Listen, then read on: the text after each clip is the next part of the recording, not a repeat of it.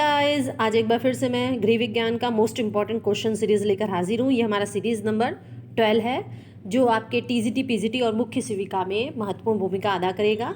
तो इस test series को अंत तक जरूर से देखिएगा, और अगर आपने अभी तक हमारे चैनल को सब्सक्राइब नहीं किया है तो सब्सक्राइब कर लें, ताकि आपको आगे भी गृह विज्ञान से रिलेटेड वीडियो मिलते रहें। और इस वीडियो को अपने मित्रों में शेयर जरूर से करिएगा, और वीडियो अच्छा लगे तो लाइक जरूर से करिए। तो आइए हमारे प्रश्नों को शुरू करते हैं। सबसे पहला प्रश्न है हमारा कि लगभग 97% आहारी लिपिड किस रूप में मौजूद हैं? ट्राइग्लिसराइड के रूप में, कोलेस्ट्रॉल में, या ग्लिसरॉल के रूप में, या उपयुक्त सभी? तो यहाँ पे हमारा ऑप्शन नंबर ए सही हो जाएगा। जो लगभग 97% जो आहारी लिपिड होते हैं यह ट्राइग्लिसराइड के रूप में उपस्थित होते हैं। ध्यान रखिएगा इसको।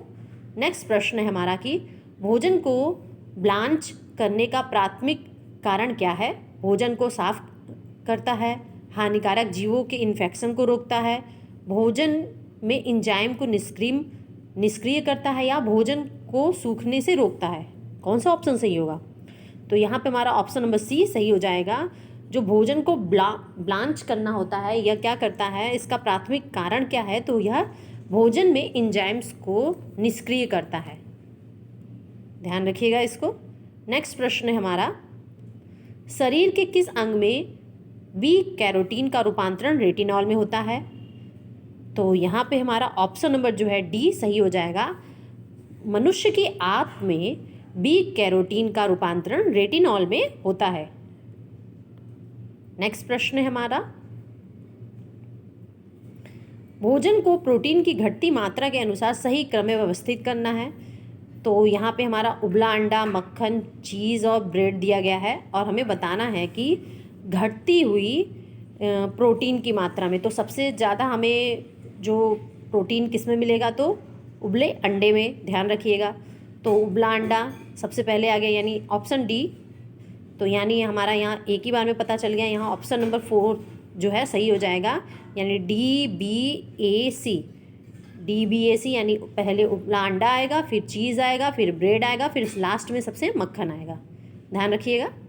नेक्स्ट प्रश्न है हमारा, निम्नलिखित में से कौन से खाद्य पदार्थ ओमेगा 3 फैटी एसिड से समृद्ध हैं? टमाटर, मक्खन, वसायुक्त मछली, सरसों के बीज, या अखरोट? इसमें से क्या होगा? तो टमाटर में तो नहीं पाया जाता है, मक्खन में भी नहीं पाया जाता है। अब ओमेगा 3 जो है फैटी एसिड वसायुक्त मछली में भी पाया जाता है, सरसों के बीज में भी होता है, और अखरोट में भी होता है, यानी CDE सही हो जाएगा। तो यहाँ पे हमारा CDE यानी ऑप्शन नंबर 2 सही है। CDE फैटी एसिड ओमेगा 3 पाया जाता है। नेक्स्ट प्रश्न है हमारा, वह माताएं जो शाकाहारी होती हैं उनसे पैदा होने वाले शिशुओं में किस पोषक तत्व की कमी का खतरा ज़्यादा होता है? तो यहाँ पे हमारा कौन सा ऑप्शन सही होगा? तो ध्यान रखिएगा, यहाँ पे ऑप्शन नंबर सी सही हो जाएगा। विटामिन B12 की कमी होने का खतरा सबसे ज़्यादा होता है। जो माताएं शाकाहारी होती हैं उनसे जो पैदा होने वाले शिशु होते हैं उनमें विटामिन B12 की कमी का खतरा सबसे ज़्यादा होता है। नेक्स्ट प्रश्न है हमारा, गर्भावस्था के दौरान गंभीर, दीर्घकालीन और लगातार उल्टी की स्थिति को कहा जाता है?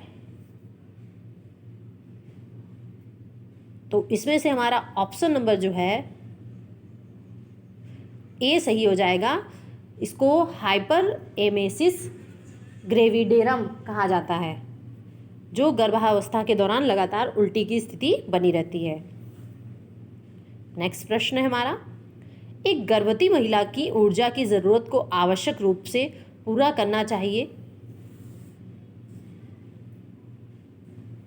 कौन सा ऑप्शन सही होगा? तो यहाँ पे हमारा ऑप्शन नंबर डी सही हो जाएगा। प्रोटीन को स्पेयर करने के लिए एक गर्भवती महिला की ऊर्जा की ज़रूरत को आवश्यक रूप से पूरा करना चाहिए। किस लिए? तो प्रोटीन को स्पेयर करने के लिए। नेक्स्ट प्रश्न है हमारा, गर्भावस्था के दौरान आयरन की ज़रूरत बढ़ जाती है, क्यों बढ़ जाती है? इसमें कौन सा ऑप्शन हमारा सही होगा? तो यहाँ पे हमारा ऑप्शन नंबर बी सही हो जाएगा, रक्त की मात्रा में वृद्धि के कारण।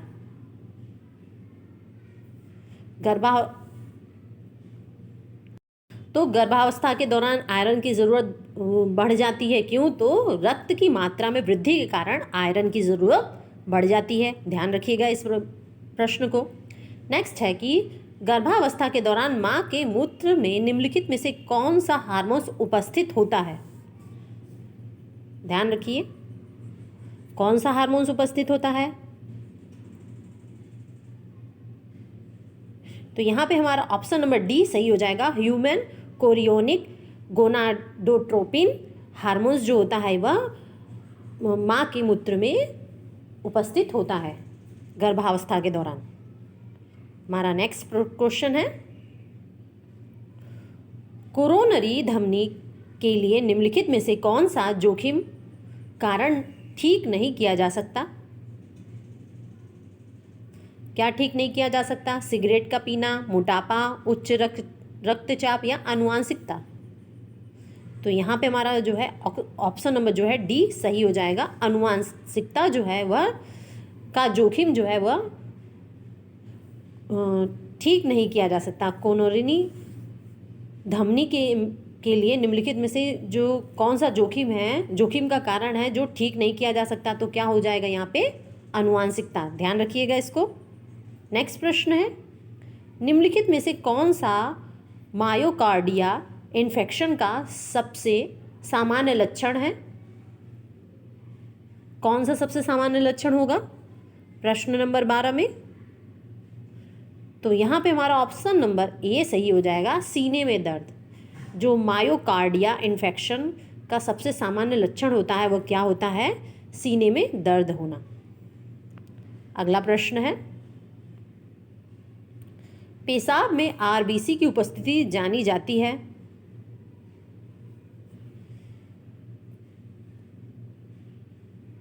किस रूप में जानी जाती है? तो यहाँ पे हमारा ऑप्शन नंबर जो है बी सही हो जाएगा। हीमेट्यूरिया के नाम से जानी जाती है पेशाब में आरबीसी की उपस्थिति। नेक्स्ट प्रश्न है हमारा, एसडीएल को स्रावित और संश्लेषित किया जाता है।